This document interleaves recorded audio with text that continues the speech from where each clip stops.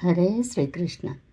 ಶ್ರೀಮದ್ ಭಗವದ್ಗೀತೆ ಅಧ್ಯಾಯ 10 ಶ್ಲೋಕ 21.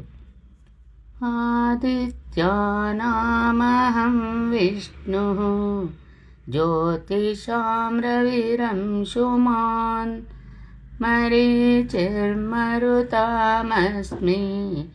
ನಕ್ಷತ್ರಾಣಾಮಹಂ ಶಶಿ.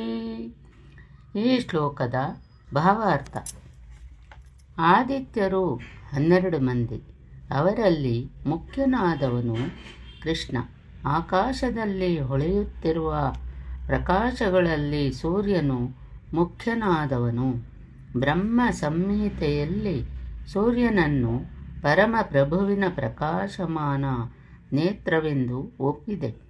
ಆಕಾಶದಲ್ಲಿ 50 ಬಗೆಗಳ ವಾಯುವು ಬೀಸುತ್ತದೆ. ಇವುಗಳ ನಿಯಂತ್ರಕ ದೇವತೆ ಮರೀಚಿಯು ಕೃಷ್ಣನನ್ನು ಪ್ರತಿನಿಧಿಸುತ್ತಾನೆ. ನಕ್ಷತ್ರಗಳಲ್ಲಿ ರಾತ್ರಿ ಪ್ರಧಾನವಾದವನು ಚಂದ್ರ. ಆದುದರಿಂದ ಚಂದ್ರನು ಕೃಷ್ಣನ ಪ್ರತಿನಿಧಿ. ಈ ಶ್ಲೋಕದಲ್ಲಿ ಚಂದ್ರನು ನಕ್ಷತ್ರಗಳಲ್ಲಿ ಒಂದೆಂದು ತೋರುತ್ತದೆ. ಆದುದರಿಂದ ಆಕಾಶದಲ್ಲಿ ಮಿನುಗುವ ನಕ್ಷತ್ರಗಳು ಸಹ ಸೂರ್ಯನ ಬೆಳಕನ್ನು ಪ್ರತಿಫಲಿಸುತ್ತವೆ. ವಿಶ್ವದಲ್ಲಿ ಹಲವು ಸೂರ್ಯರಿದ್ದಾರೆ ಎನ್ನುವ ಊಹೆಯನ್ನು ವೇದ ಸಾಹಿತ್ಯವು ಒಪ್ಪುವುದಿಲ್ಲ. ಸೂರ್ಯನು ಒಬ್ಬನೇ. ಸೂರ್ಯನ ಪ್ರತಿಫಲನದಿಂದ ಚಂದ್ರನು ಬೆಳಗುವಂತೆಯೇ ನಕ್ಷತ್ರಗಳು ಬೆಳಗುತ್ತವೆ.